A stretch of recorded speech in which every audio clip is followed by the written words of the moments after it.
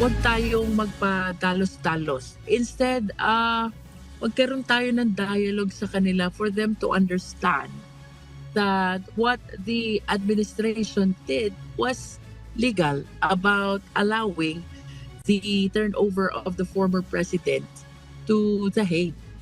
Last na sir, merong panawagan daw yung mga pro Duterte na zero remittance. Ano po yung reaction nyo doon?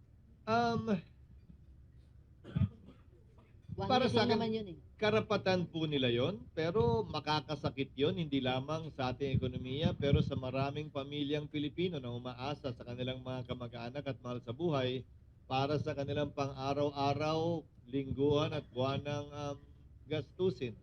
But that is a peaceful mode of protest na hindi pinagbabawal ng batas. Kanya nga lang, siyempre, makaka-apekto yun sa ekonomiya at personal na mga pangailangan ng marami sa ating kababayan.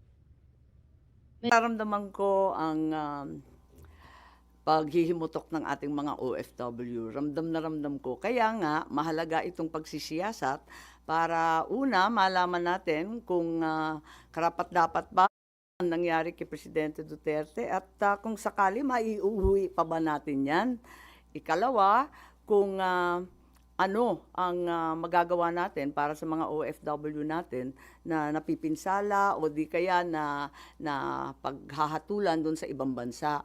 Pero yung paghihiganti na babanatan mo rin ng tax, ng yung mga travel tax na sinasabi at yung iba pang benepisyo, wag naman, wala namang ganunan, pambihira naman. Sila na nga nagbubuhay ng ekonomiya natin, sila pa ang uupakan natin. Hindi naman yata tama yun. But you're hoping na sana po tayong hahadlangan kung ano man ang kagustuhan nila. Pero muli, tayo ay mananawagan sa mga OFWs, ang gobyerno po ay hindi nyo po kalaban.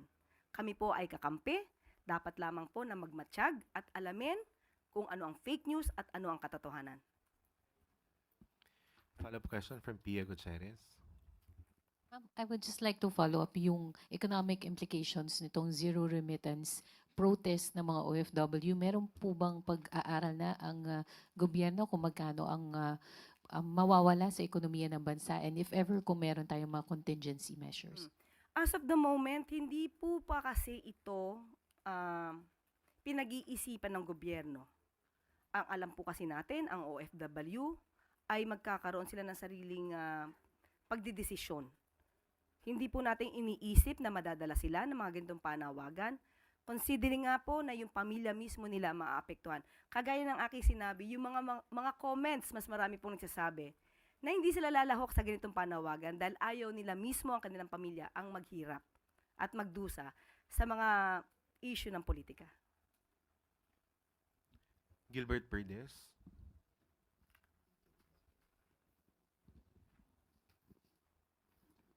Good morning po, Yusek. Tungkol pa rin po doon sa remittance po ng mga OFW. Nagpaalala po si Chief Presidential Legal Counsel Juan Ponce Enrile po sa mga OFW na hindi raw sila nagbabayad o pinagbabayad ng income tax at syempre yung kasama na doon yung travel tax, airport fees at yung documentary stamp tax. At ayon po kay Enrile, sa bawat action na po ay may katapat na reaksyon or counter-action po ng gobyerno. Possible ho ba na nakikita po ba natin yung possibility na humantong po doon sa pagkakatanggal o pagkakasuspinde ng tax privileges po ng ating mga OFW yung hakbang na yan? Pinapaalalahan na lang po sila na ni Presidential Chief Legal Counsel na ang gobyerno po ay tumutulong sa OFWs, hindi po kinakalaban ang OFWs. At ipinapakita rin po ni JPE na ano ba ang maaaring makuha nila na ayuda mula sa gobyerno. At hindi po natin sisikilin. Sabi nga po natin, hindi po natin sisikilin kung ano man ang maging kagustuhan ng mga OFW kung sila magpapahatid ng kanilang remittance o hindi. Huwag lamang po silang lalabag sa batas. Yun lamang po. Implications ito sa ating ekonomiya?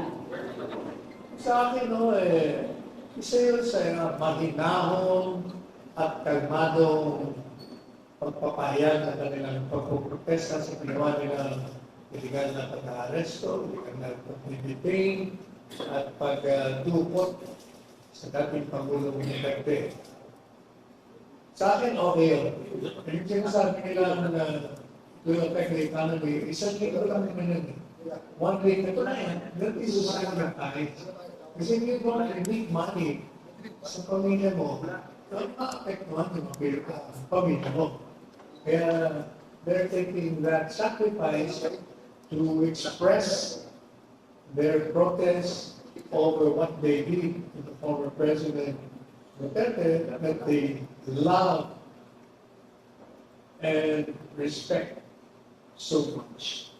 What do you think, sir, this is necessary for them to do at this extent? Na tipong pati yung own family nila will have to sacrifice? Alam mo, ang isang bagay na nangangailangan ng mahalagang atensyon ay hindi mawawala ang pagsasakripisyo.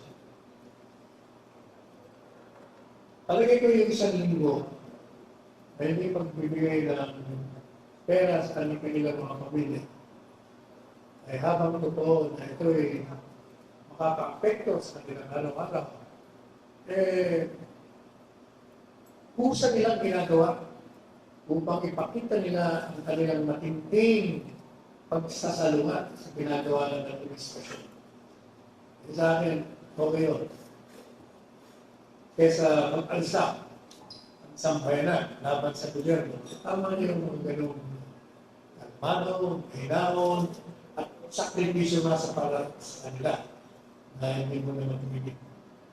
And I think the government should listen to the... Tulungan kami, yung support namin, nung si dating PRD pa, napakaganda ng feedback ng mga OFW kung saan-saan sa bansa ka man.